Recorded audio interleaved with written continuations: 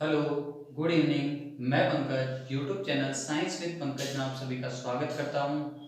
अध्याय 2 पढ़ रहे थे हम लोग, उसका दूसरा टॉपिक हम लोग आज पढ़ने वाले हैं। पहला टॉपिक का वीडियो मैंने डाल दिया है, अगर आपने नहीं देखा हो तो पहले वो टॉपिक देख लीजिए, फिर ये वीडियो देखिए। आइए शुरू करते हैं आज का हमारा टॉपिक, श्वसन तंत्र। ठीक है, श्वसन तंत्र मोस्टली आपने पढ़ा भी होगा, छोटी क्लासों में आपने समझा भी होगा इस चीज को कि भाई श्वसन क्या होता है। श्वसन आपने ये परिभाषा पढ़ी होगी कि ऑक्सीजन को अंदर लेना और CO2 को बाहर छोड़ना, ये श्वसन कहलाता है। लेकिन सिर्फ इतना ही श्वसन नहीं है, बहुत कुछ है श्वसन के अंदर पढ़ने लायक, बताने लायक। स्टार्ट होता है नासिका से। नासिका से, नाक से हम लोग सांस लेते हैं, वहां से वायुमंडल में जो वायु होती है उसे हम लोग सांस के द्वारा ग्रहण करते हैं।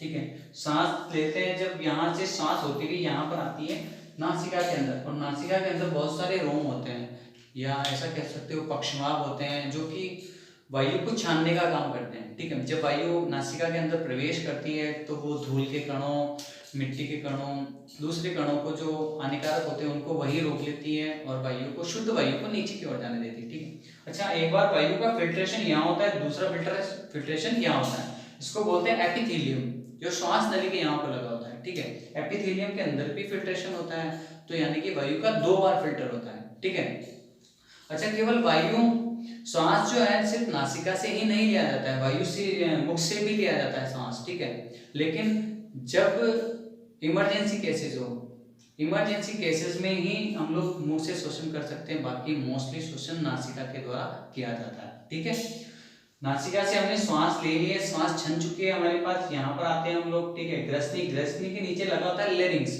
जिसको आप हिंदी में बोलते हैं स्वररज्जु, इंग्लिश में बोलते हैं वोकल कॉर्ड। ठीक है, वोकल कॉर्ड क्या काम करती है, हम जो बोलते हैं उन शब्दों को उच्चारण वोकल कॉर्ड करती है। ठीक है, नीचे से केवल एक वायु का झोंका आता है, ऐसा कह सकते हैं कि केवल वायु आती है, उनको उच्चारण करना कि क्या बोला जाएगा क्या नहीं, वो सब यहाँ पर निर्धारित होता है लेरिंग्स के अंदर, स्वररज्जु के अंदर, जो हमारे 26 स्वर हैं, जो सारे यहाँ पर स्थित होते हैं, इसी के द्वारा बोलने का कार्य किया जाता है। ठीक है, यहाँ से वायु सीधा प्रवेश करती है श्वास नली के अंदर। श्वास नली लगभग 12 सेंटीमीटर की होती है, 12 से 12.5 13 सेंटीमीटर लगभग इतनी ही होती है, इससे ज्यादा नहीं होती है। ठीक है, श्वास नली के द्वारा फिर वायु जाती है यहाँ पर, यहाँ से वायु का विभाजन हो जाता है दोनों फेफड़ों के अंदर समान रूप से। ठीक है, और जो प्रथम विभाजन है वो ब्रोंकस कहलाता है, यहाँ से वायु विभाजित हो जाती है और यहाँ से विभाजन, जो प्रथम विभाजन कहलाता है ब्रोंकस। सेकंड विभाजन जो होता है इन चीजों का, सेकंड विभाजन कहलाता है ब्रोंकाई, और थर्ड विभाजन यानी इन्हीं चीजों का आपस और आगे जाके डिवाइडेंट ब्रोंकियोल कहलाता है। ठीक है, प्रथम विभाजन ब्रोंकस, सेकंड विभाजन ब्रोंकाई, थर्ड विभाजन ब्रोंकियोल।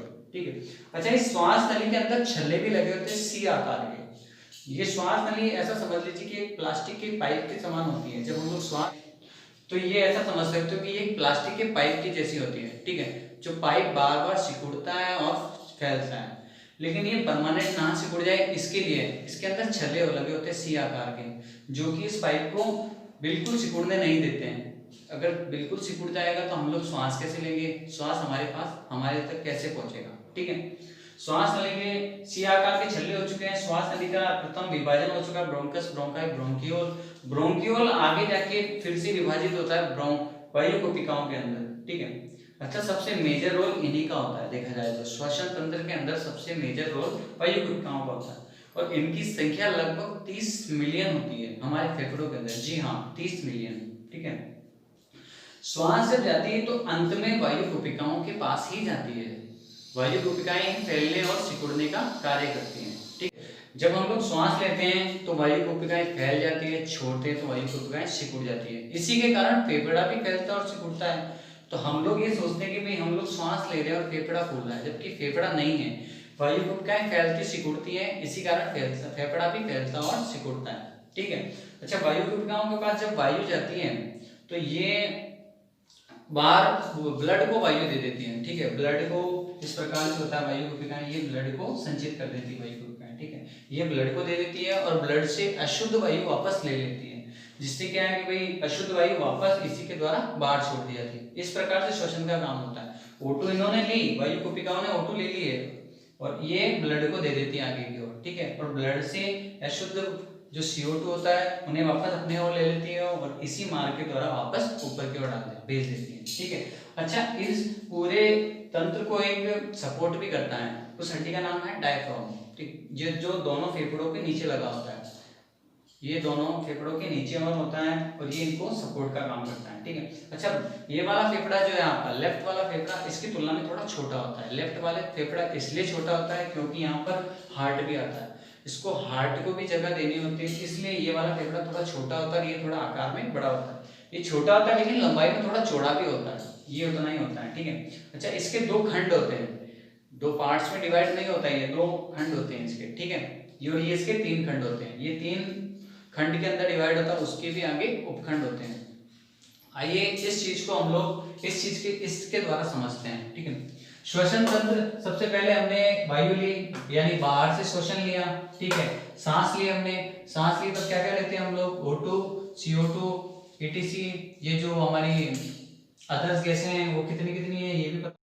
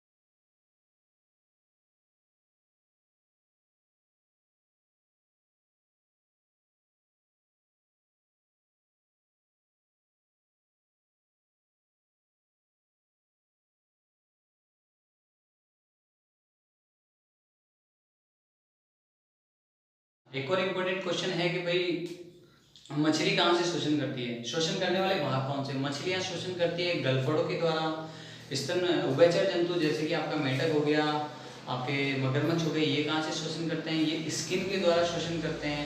ठीक है, और हम स्तनपायी या फिर उड़ने वाले जंतु ये कहाँ से शोषण करते हैं, ये करते हैं फेफड़ों के द्वारा।